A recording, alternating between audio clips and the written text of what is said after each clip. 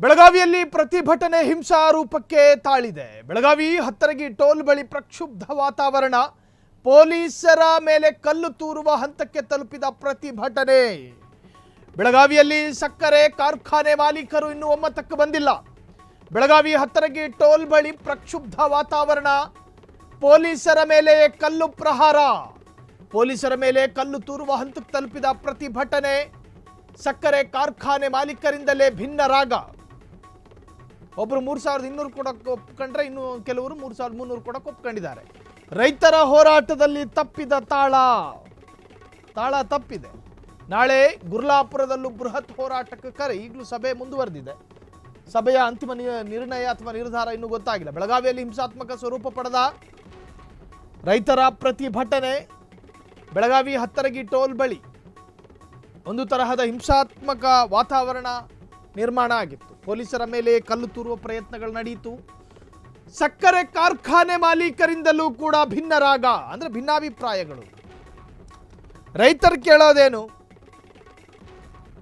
1 ಕ್ವಿಂಟಾಲಿಗೆ 3500 ರೂಪಾಯಿ ಕೊಡಿಸ್ಬೇಕು. ಯಾರು ಕೊಡಬೇಕು? ಸಕ್ಕರೆ ಕಾರ್ಖಾನೆಯ ಮಾಲೀಕರು. 1 ಕ್ವಿಂಟಾಲಿಗೆ 3300 ರೂಪಾಯಿ ಕೊಡುವ ಸಾಧ್ಯತೆಗಳಿದಾವೆ ಅಂತ ಹೇಳಲಾಗ್ತಿದೆ. ಹಾಗಾದ್ರೆ ಇನ್ನೂ 200 ರೂಪಾಯಿ ಕಡೆಯದಾಗಿ ಸರ್ಕಾರ ಅವರ ಮನವೊಲಿಸಿ ಇನ್ನೂ 100 ರೂಪಾಯಿ ಹೆಚ್ಚಳ ಮಾಡೋದಕ್ಕೆ ಪ್ರಯತ್ನಗಳಾಗ್ತಾ ಇದೆ. ಆ ಪ್ರಯತ್ನಗಳು ಫಲಿಸುತ್ತಾ ಅನ್ನೋದೇ ಪ್ರಶ್ನೆ.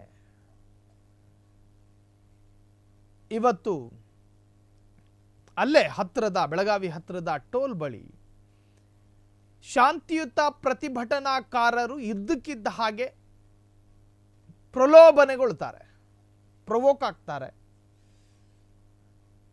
ನಿಯಂತ್ರಿಸೋದಕ್ಕೆ ಪೊಲೀಸರು ಪ್ರಯೋಗ ಮಾಡಿದ ಲಾಠಿ ಚಾರ್ಜ್ಗೆ ಪ್ರತಿಯಾಗಿ ಕಲ್ಲು ತೂರುವ ಪ್ರಯತ್ನಗಳು ಕೂಡ ಪ್ರತಿಭಟನಾಕಾರರಿಂದ ನಡೆಯಿತು ಅನ್ನೋದೇ ವಿಪರ್ಯಾಸ. ಅತಿ ದುರಂತಮಯವಾದಂತಹ ವಿಚಾರ. ಬೇಡಿಕೆಯನ್ನು ಈಡೇರಿಸಿಕೊಳ್ಳಲಿ, ಸಮಸ್ಯೆ ಇಲ್ಲ.